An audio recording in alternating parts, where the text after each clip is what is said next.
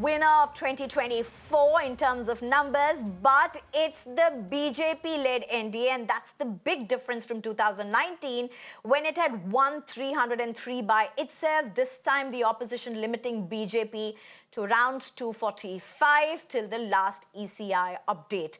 As an alliance, it's not been able to cross 300 this time, contrasting the 2019 numbers. Well, BJP has had its share of sweeps, but its fair share of setbacks as well.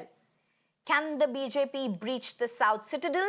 As Prime Minister Modi and top BJP leaders led several campaigns and public events across the South, Prime Minister Modi and BJP's focus on the South was a given.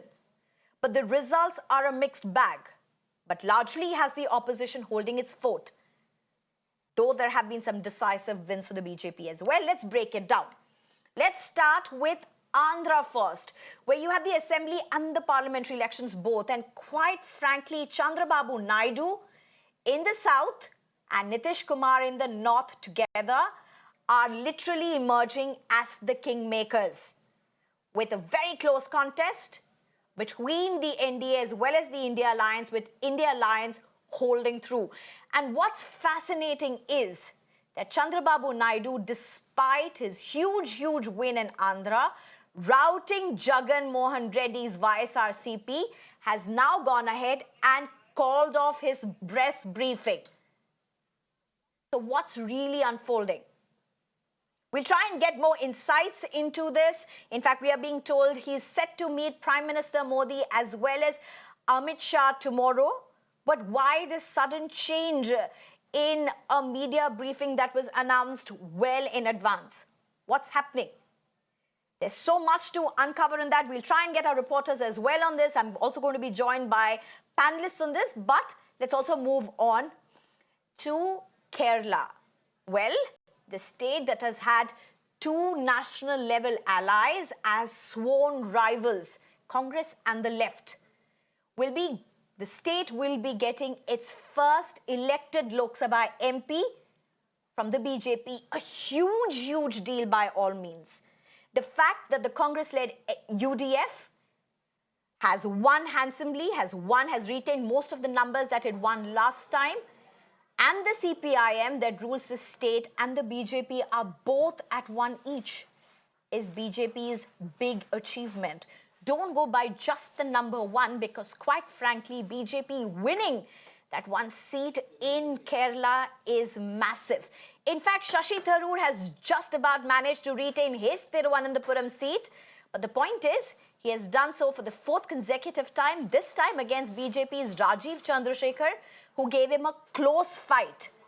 BJP, in fact, and this is important, BJP has seen a 4% vote share increase in Kerala, compared to a 2% decline in Congress vote share, while the left is almost at the same. So remember, the gain for the BJP seems to be from the vote share of Congress, at least if you look at it largely with the figures that are currently available with the Election Commission of India. And that's very important. There's a similar pattern that you will see in other states as well. Let's just quickly look into Tamil Nadu. DMK has swept the state, even as BJP raked up the Sanatan Dharma controversy and heavily rallied around Tamil history and symbolism, while BJP drew a big zero yet again this year. But so did AIADMK. The vote share BJP has seen is a huge increase. It's hit the double digit, from 3.66% to 10.9%. And the DMK has seen a massive decline in vote share from 32.7% in 2019 to 25.9%. This is according to the data that is currently available with the Election Commission of India. Karnataka, BJP has maintained a comfortable lead in 17 out of the 28 seats. However, this has reduced from the last time when the party won 25 out of the 28 seats. The BJP's loss is Congress's gain, which is leading on 9 seats as opposed to the single seat it won last time, witnessing a whopping 13% rise in vote share, even as the BJP saw a 5% decline in its vote share. Before I open this discussion up to our panelists, let's just quickly go across to my colleague Imran. Imran, very quickly take us through what's happening in Andhra. Chandrababu Naidu has all the reasons to meet and greet and address the people of Andhra Pradesh as well as the media. He was going to do so, but he has decided not to do so last minute. He is the legitimate kingmaker. He could possibly be the kingmaker along with Nitish Kumar in the north. What's happening, Imran? Well, absolutely. This very interesting that for media, which has been waiting for almost 8 hours to see what Chandrababu Naidu says after a historic win. He refused to come to address the media. In fact, he came to the party office. He met his supporters. He spoke to his close cabinet colleagues, and then he left without answering the media, saying that he will not address the press conference, but today he will not speak to any of the media. In fact, as part of we even tried to go close to Naidu and asked him a question about what he has to say, but he refused to answer, saying that he will not answer today. Many sources of the TDP say that the Naidu at the moment does not want to comment anything over this after this victory, because there are a lot of issues pending right now. The situation is very volatile, and as far as seat sharing is concerned, as to who will get how much, and most importantly, he does not want to at the moment address over the issue of whether he seek a demand about special status for Andhra Pradesh, a demand which Congress has already, Jairam Ramesh has held a press conference, said that if they were willing to fulfill and give special status to Andhra Pradesh, and these are the questions which the Naidu does not want to address at the moment till he has a meeting with Pawan Kalyan tonight, and then he will go to Delhi and speak to the Prime Minister of Narendra Modi, and then he will probably address the media, is what we're hearing from his party sources. Right. Imran, thank you very much for joining us. Let's just open this up to our panelists at this point. I'm being joined by GS Prashant, who is the BJP spokesperson. I'm also being joined by Kanaka Medala, Ravindra Kumar, who is a spokesperson for TDP and former MP Rajya Sabha, Professor Madhav Nallapat. Vijay Grover is going to join us shortly. Advocate Arshpreet Khadial, who is a spokesperson for Congress. P Santhosh Kumar, who is an MP for CPI. A Sarvanan, spokesperson for DMK, as well as Mahesh Bigala, who is a leader for BRS. I think the best guest to go to at this point would be TDP. Let me just go across to Mr. Kanaka Medala, Ravindra Kumar. Sir, first question to you. With what's unfolding in Andhra, what's really happening, sir? Why has Mr. Naidu cancelled his press briefing last minute?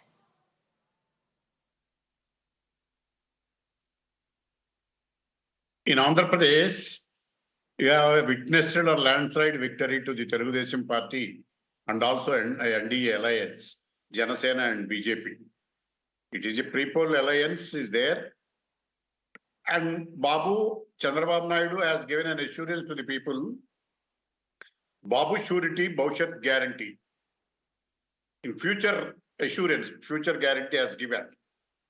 By virtue of the unruly rule of Jagan Mohan Reddy, who committed to destruction and demolition, corruption and scams, the people, all walks of life have suffered a lot. That's why they voted in favor of NDA alliance, number one. Number two, the Andhra Pradesh people experienced the visionary leader of Chandrababu Naidu, who had ruled the state for a period of 14 years as chief minister and 14 years as opposition leader.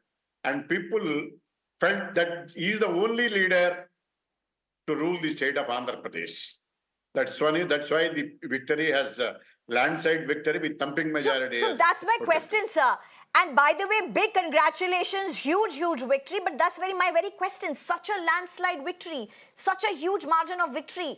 Chandrababu Naidu was going to meet the media, was going to address the people who have given him this landslide victory. What happened? Why the sudden change? Why was this press briefing cancelled last minute? Madam, as far as the question, please. Hello. Chandrababu Naidu as a partner, a major partner in NDA. He has to, he will come to discuss with the leaders of the, NDA and take appropriate decisions with regard to the national politics. What is your exact specific question, madam? Okay, all right, that's interesting because I'll get to Congress on that, but I'm also being told that Asaduddin Owaisi is addressing the media. Let's just quickly dip in. You and me can form an opinion how is right as we speak right now. The counting is being still done. We don't know the exact number, but the picture is, in my opinion, I don't think so. BJP will get 272. There are various rumors within BJP. You don't know what will happen. ND or BJP? No, within BJP, you don't know what will happen. There are various. See, these are all hearsay. It might be hearsay. We don't know what will happen. What will happen? There will be any clash? Huh? No, I don't know what will happen. Maybe you know better because you're close to them. I'm not close to them. I don't know what will happen. Sir, we cover everyone, sir, but... No, I know. You cover. I know that. You cover. What would be your demand, sir? No, there is no... Because Mamata is demanding that Prime Minister should resign. You know, it will be very interesting to see Narendra Modi if he forms a coalition. Mr. Modi walking on political crutches.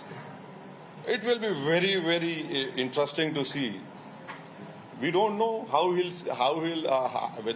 will react, what he will do, because you see, BJP has already said that this, that they'll do.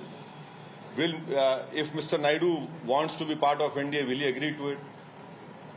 JDU, will it agree to what Mr. Modi wants? So we'll have to see. Let us see what happens. See, sometimes there what we call there's a popcorn moment will come. We'll have to wait and see what will happen. So do you think the BRS can come back having such a horrible electoral setback? Do you think BRS can come back? Well, I have immense respect for KCR. I will continue to respect him. And we don't know how they will do, what they will do. But I was very surprised that in many places in Telangana, they should have not compromised. But unfortunately, the news which we are getting... Okay, that's Asaduddin Owaisi speaking about the challenges possibly for the BJP to form a government. If at all, it has to work along with its alliances, which seems to be really the case at this point. Let me get Advocate APS Khadial at this point. Well, congratulations to you. Quite a fight from the India bloc. My question to you really at this point would be, Asaduddin Owaisi calls something as a popcorn moment. He's saying, who knows what happens? With Chandrababu Naidu already calling off his media address, and we may be reading a bit too much into it, but it's never too much into politics, Mr. Khadial. How much of what's happened in South is going to determine who really forms the government? Or is the messaging different? Well, I'd like to start by thanking the people of India for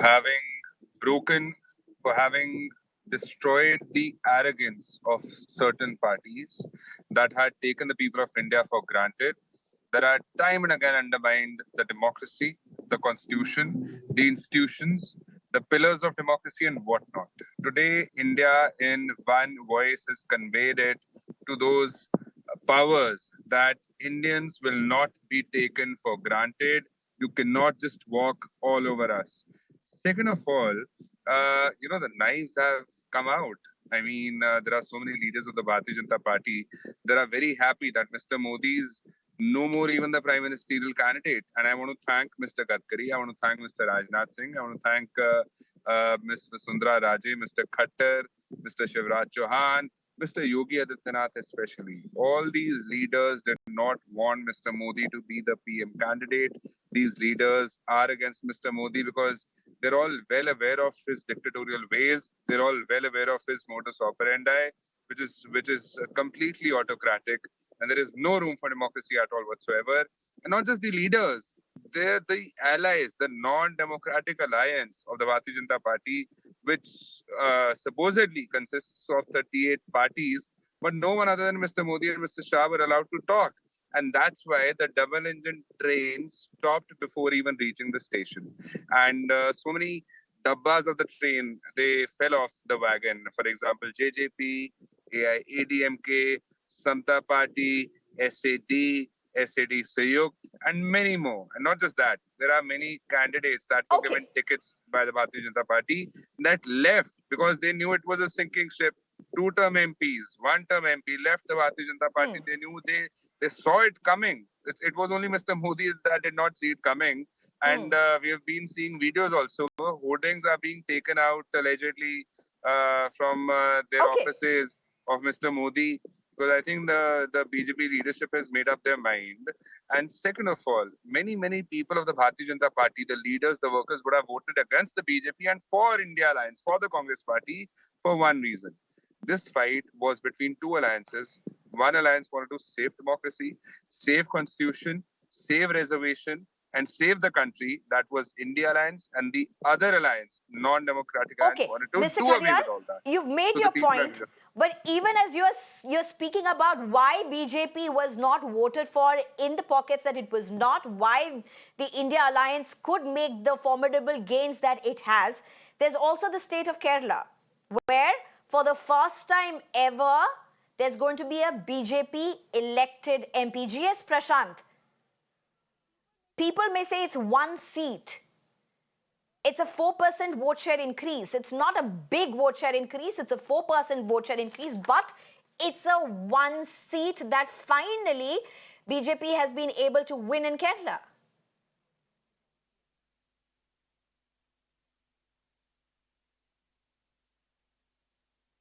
GS Prashant. Is the question being posed to me? Is the Yes, question for please. me? Mr. GS Prashant.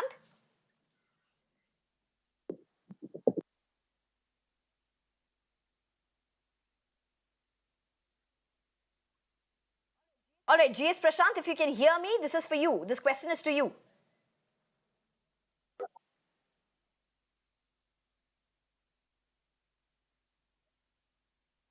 Okay, we seem to have some issue at this point. Let me just go across to P Santhosh Kumar, who's a CPI MP. Mr. P Santhosh Kumar, my question again to you remains the same. The fact that BJP has been able to get that one seat in Kerala, many may say, so what, it's just one. But the fact remains, anybody who has tracked Kerala, this one seat is a formidable win for the BJP in the state. And would the left and the Congress concede that they've not been able to stop them? In fact, earlier also, a candidate who was supported by the BJP won the Lok Sabha election. That was Mr. P.C. Thomas. That happened long ago. So, in fact, this is not a new development. But while talking about this particular victory of BJP candidate in Thrissur, I am sorry to say the Congress party should answer to this question.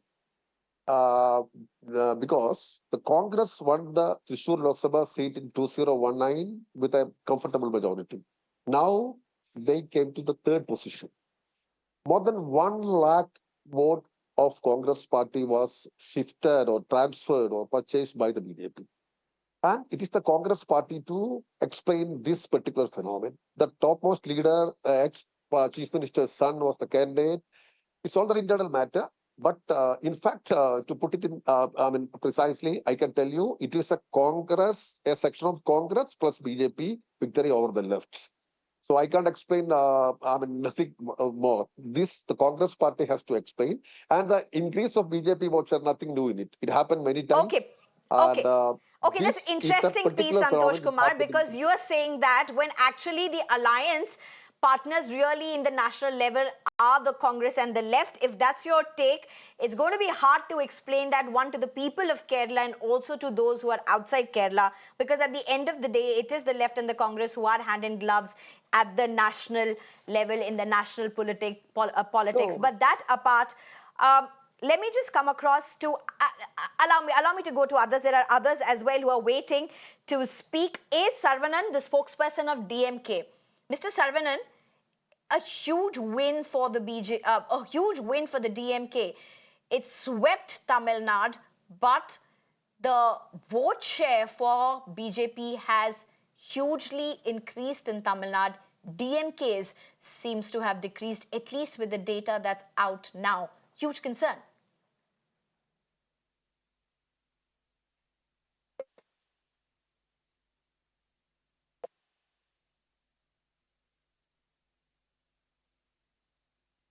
Mr. Saravanan? Okay, we don't have Saravanan, I'm told. All right. Mr. Madhav Nallapat, how do you really look at this, Mr. Madhav Nallapat? You know, you do see big gains, you do see big losses, whichever way you want to see this, but the fact remains that the India bloc seems to have been able to hold their fort down south.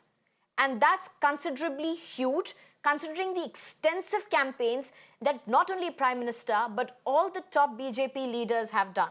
But the vote share really may present a different game. Sneha, let me tell you that I know Thrissur very well. Thrissur is basically my district, and the BJP candidate won with a significant number of votes of the Christian community. There is a very vibrant Christian community in Thrissur, very, very vibrant, and a lot of the votes that the BJP candidate got was from this particular community.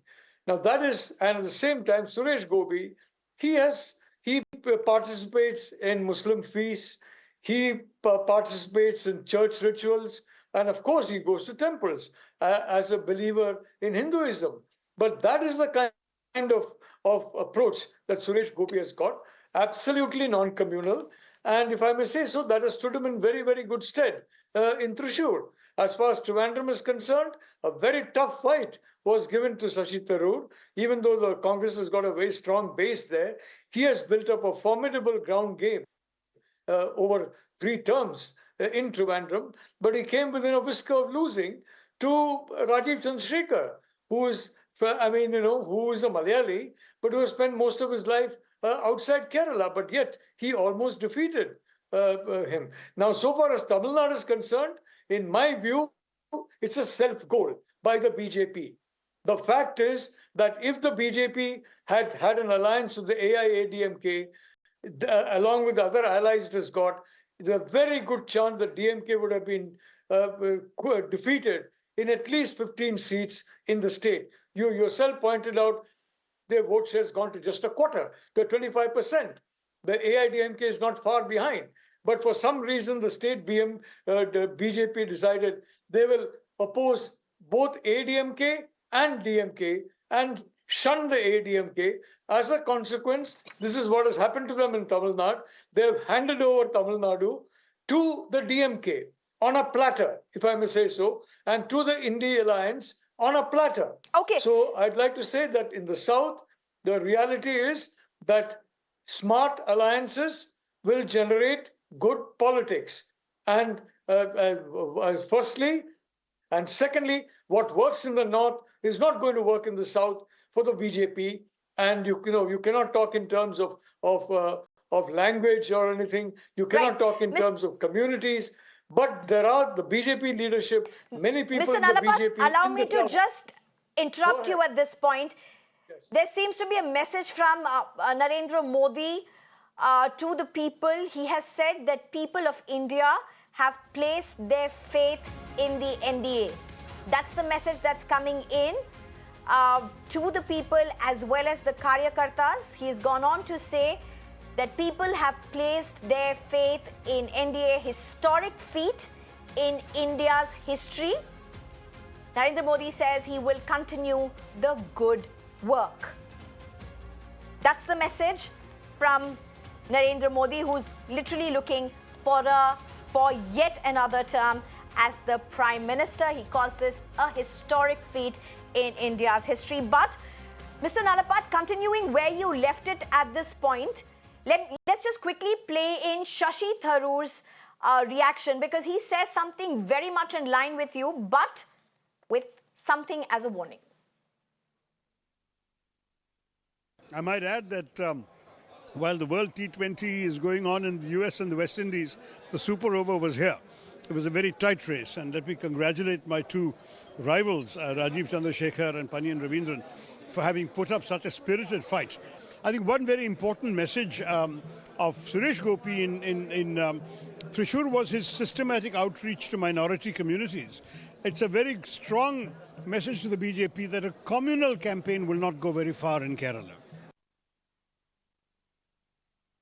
See, you know, Mr. Nalapat, it's almost what you said, but then it's a different tone for the BJP. Let me just go across to GS Prashant at this point. GS Prashant, in very challenging times, you've been able to get one seat in Kerala. And it's a big win for the BJP, of course. But it's very interesting to see the candidate that has been elected from Kerala. It's very interesting to see how he campaigned, the rhetoric that he spoke about, the people that he reached out to. Is there a message for BJP in this? To overcome the challenge of wanting to breach the southern fort? Does that one seat of Kerala have a big message for the BJP? Definitely yes, because as BJP, we had 2 seats in the Lok Sabha in 1984, and now we are eyeing a third consecutively, which has not happened for the last 60 plus years. So therefore, even one seat beginning in Kerala would only open doors for us to make further inroads and strengthen our base there. Take Kerala for that matter, yes, we have won one seat. We probably wanted to win a couple of more, but nevertheless, it's a good beginning.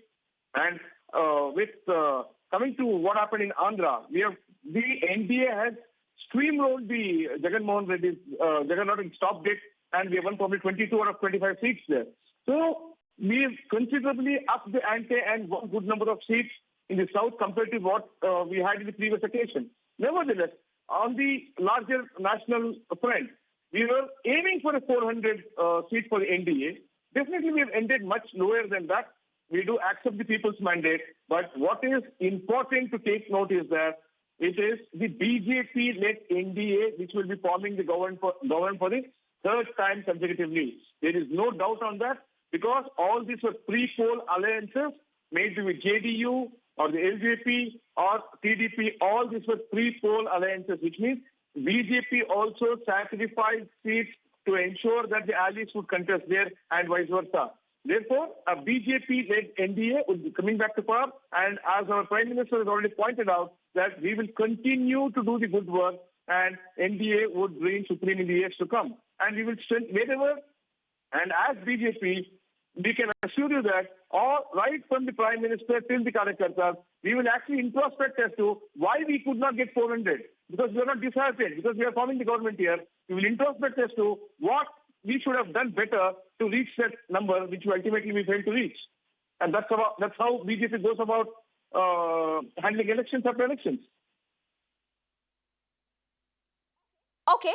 Now, we have your alliance partner actually with us. Kanaka Medala, Ravindra Kumar, to you again. Do you agree that the BJP-led NDA is going to form the government at the center? There is pre-poll alliance with the BJP.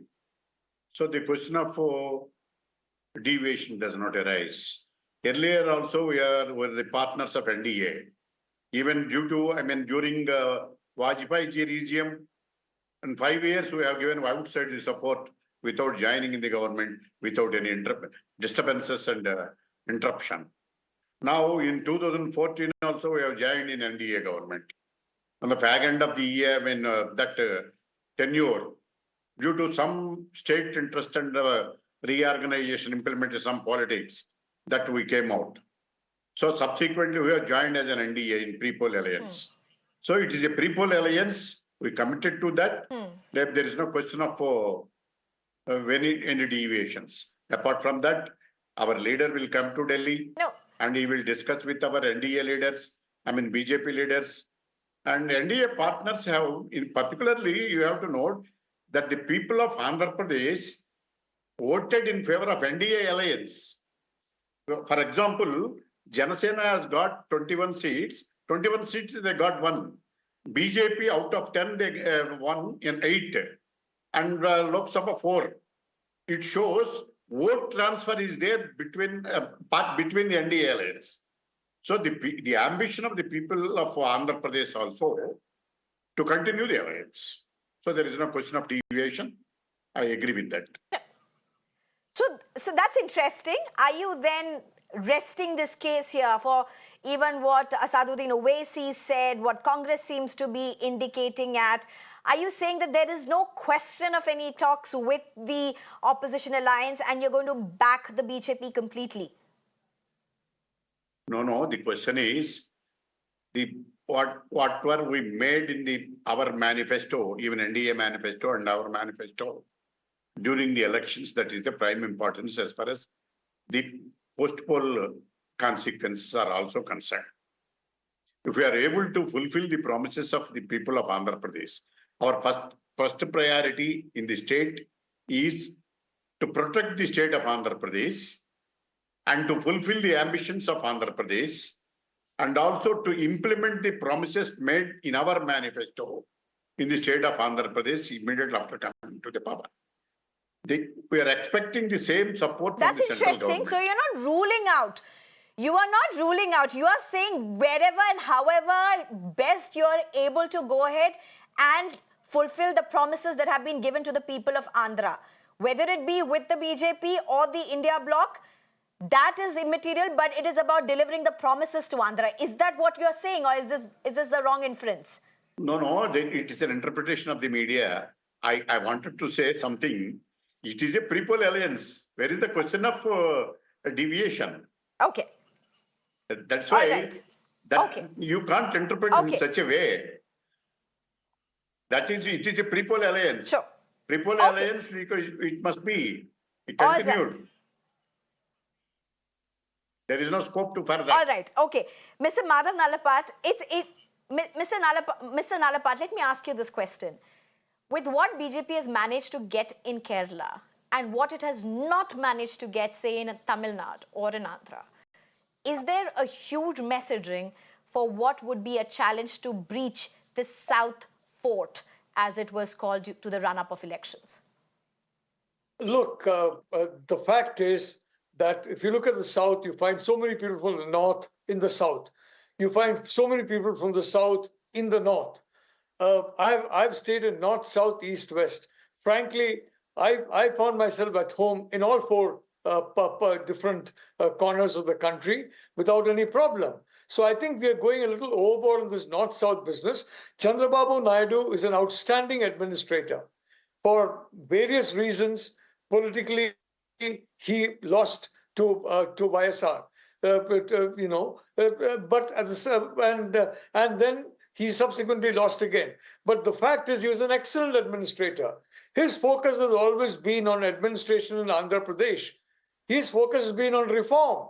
And he is therefore foursquare behind Prime Minister Modi's discussion on reform. Do you believe, Sneha, that these talks took place when somebody, let us say Prime Minister called Mr. Naidu in 10 minutes, then Mr. Shah talked to him for 15 minutes, and then they came to alliance. They would have compared the plans for Andhra Pradesh, they would have compared the national plans of Prime Minister Modi, and they would have come to a broad understanding. That's how both Narendra Modi and Chandrababu Naidu function. So I'd only like to say, frankly, that, let's not go around. The fact is the NDA got elected. Prime Minister Modi is the head of the NDA. Okay. Everybody who voted for the NDA, everybody who voted for the BJP knew who the leader of the BJP was. Nobody voted for BJP thinking somebody else will be the leader or is the leader. So there is going to be a government led by Narendra Modi for the next term of this parliament. Okay. Now, what is interesting is that you say you're making too much of a North versus South, because quite frankly, that was also something that the BJP and the NDA emphasized a lot on in terms of breaching the South Fort. You had national leaders also talk about this. But there's a breaking news coming in at this point. Prime Minister Modi has spoken about the Andhra verdict, says it's an exceptional mandate to the NDA, thanks the people of Andhra, and congratulates Chandrababu Naidu as well as Pawan Kalyan. Vijay Grover, if I can, if you have to look at the key takeaways from what's with Telangana as well as Andhra, there may be two different messagings, but there's much at play in both of these places. Well, as far as this entire election in Andhra is concerned, clearly it is a reiteration of the messaging that the people have given, that they cannot be taken for granted. And the kind of route that YSRCP has faced is something something that is a question mark on the governance pattern itself. And clearly, this is something where we have seen that the resilience of Chandrababu Naidu, who went through all these hardships in these 10 years, and has after that also come out as a winner, despite there being charges, the BJP first persecuting him and then joining hands with him. This is something very clearly a victory. Personally, I would say for Chandrababu Naidu, because I went to Andhra Pradesh and I saw the rally where he had with Pawan Kalyan, and when Prime Minister Modi had come there, very clearly the messaging there was that now we don't have to be scared. The TDP party workers could tell us that now we don't have to be scared of the police, because we feel that once Naidu comes back, there would be no intimidation. So that is something where it shows the distancing between the voter and the leaders was, as far as YSRCP was concerned. And this win clearly reiterates that Andhra would now get a government which would be more listening to the people, I would say, rather than the way there was a distance between Jagan Mohan Reddy's style of functioning and the populace of the thing. Telangana, I think so, Revant Reddy took things for granted. And after a spectacular win in the assembly, he could not replicate it for the simple reason he thought that it worked in assembly elections, it will work now, and there was not much effort that he needed to put in over there. So these are two things that I could observe for these two states. But Sneha, here I want to make one point about Karnataka, and that is the fact that the people of Hassan who have rejected Prajwal Revana, that is something which I feel is the hallmark of today's results from the state, that people of this constituency clearly have rejected the ignominy that the entire parliament would have faced, where a member of parliament would have got elected with charges which are as serious as what Prajwal Revana is facing. That has been saved, and that's something I feel the people of Hassan who have not voted in Prajwal Revana deserve a salute from everybody. No, that's interesting you say that, because, at least in the national landscape, in the national media, in the national politics, these videos emerged after Hassan voted. So to attribute what unfolded with what unfolded with Prajwal Revana to possibly the entire sex scandal, isn't it taking it far-fetched? There could have been other reasons for his losing, but would it be the video? Or are you saying people knew it all through? Well, December 2023, the video was, the talks were on, and, Devaraja Gowda, the BJP district in charge, had, the cognizance of this. He had written letters. And after that, practically every political worker and leader knew of these things. And there was a whisper campaign. And if you remember, the pen drives which were in circulation a few days before Hassan went to polls. So certainly people were in know of things.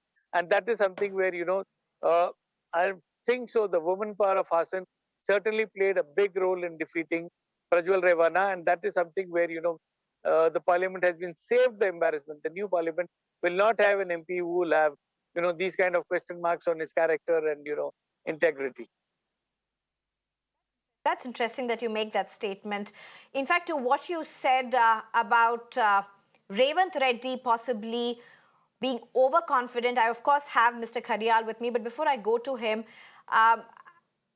okay, I can see, okay, but before I go to Mr. Khadial, Mahesh Bigala is there. Mahesh Bigala, would you say it's a huge embarrassment, huge embarrassment for the BRS, huge embarrassment? It's nowhere in the picture. Okay, before I come back to the Telangana, let me answer the two major takeaways from these elections. All the major pundits failed in terms of predicting the exit polls. And second thing is, there is no single party 100%. got the majority I'm with in the you on that. the country.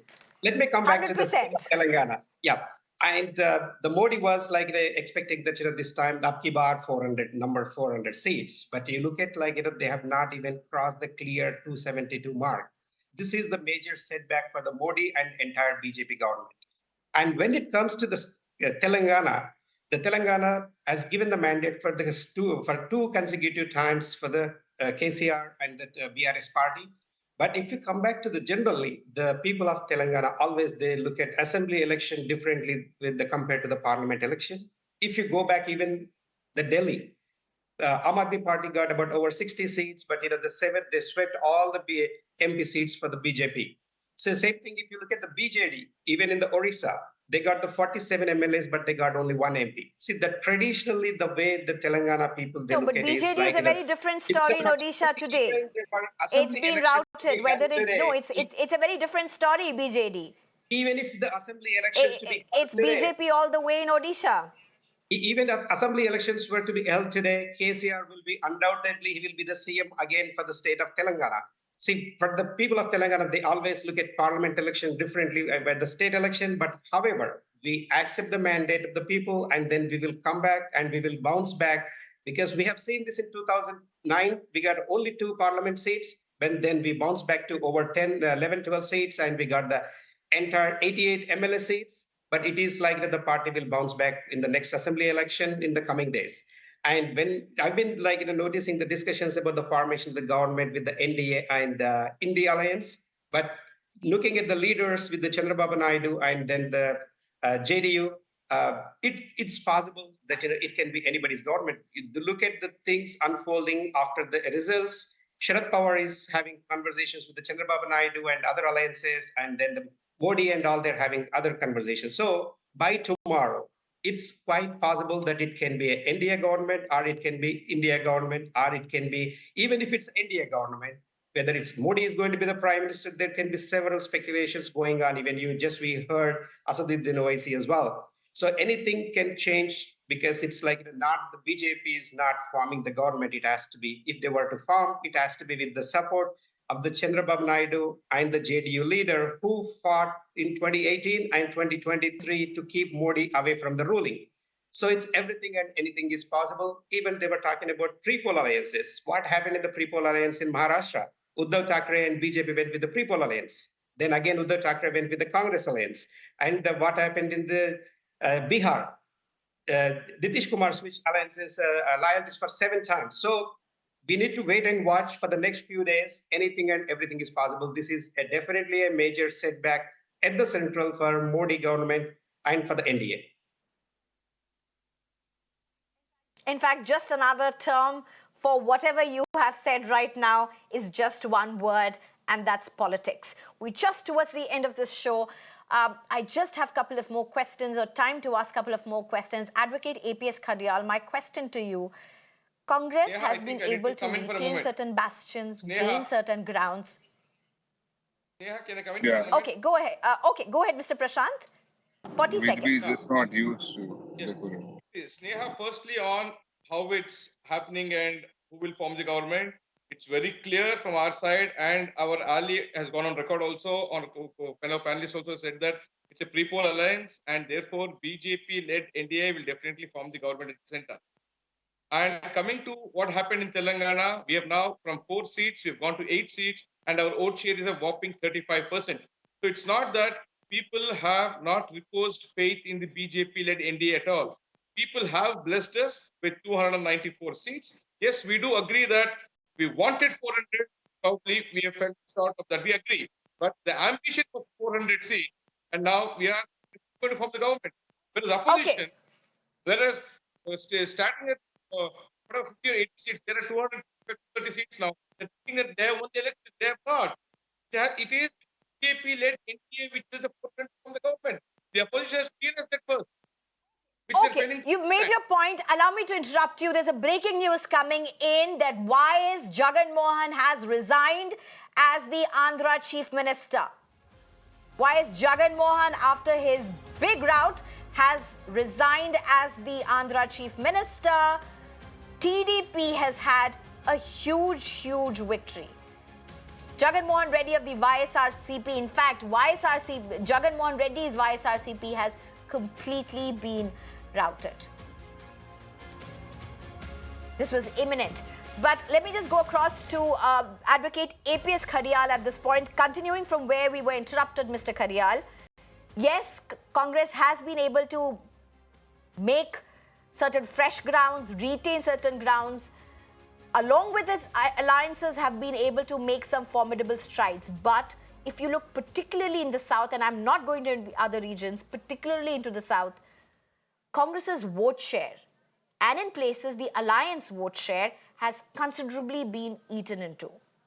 How big a worry is that? Because if you look at Tamil Nadu, huge strides, 0.6% to 10%. If you look at Kerala, there's a 4% increase, and numbers are only going to come in. If you look into particular constituencies, the numbers may be even bigger. But vote share being a big concern, would you agree to that? Thank you very much for the question. First and foremost, I would like to assert that there has been double-fold growth qua the number of seats that the Congress party has gained compared to the previous term. And second of all, we time and again told this to the country, told this to the media outlets, told this to the Bharatiya Janata Party that this is going to happen, but the BJP was adamant, and so were the exit polls. And it's very important that the exit polls are talked about. I think people today would have ensured that they tell this to the children that whenever it's time for elections, do not trust exit polls. They cannot be trusted. They are most of the times untrue or inaccurate. And this goes on to suggest that the Bharatiya Janata Party did have allegedly influence over some media outlets as well. And they have been proven to be completely wrong. And this happened in 2004 as well. If you remember, all the exit polls, all the surveys, all the opinion polls had suggested that the Congress party would be losing. And nevertheless, we had won. In fact, we had also lost Rajasthan, Chhattisgarh, and MP. And despite that, within a few months, the Congress party bounced back and we formed government. Second of all, the allies of the Bharatiya Janata Party. I think it is crystal clear that the allies that were a part of the India alliance, if they could jump ship in the blink of an eye and go to the Bharatiya Janata Party, do you think it would take a lot of thinking or a lot of time for them to jump ship again? Because one, they know that the Bharatiya Janata Party is a sinking ship. They know there's a famous dialogue of the BJP's leader, "Hum to fakir aadmi hai ji, jhola leke chal padenge."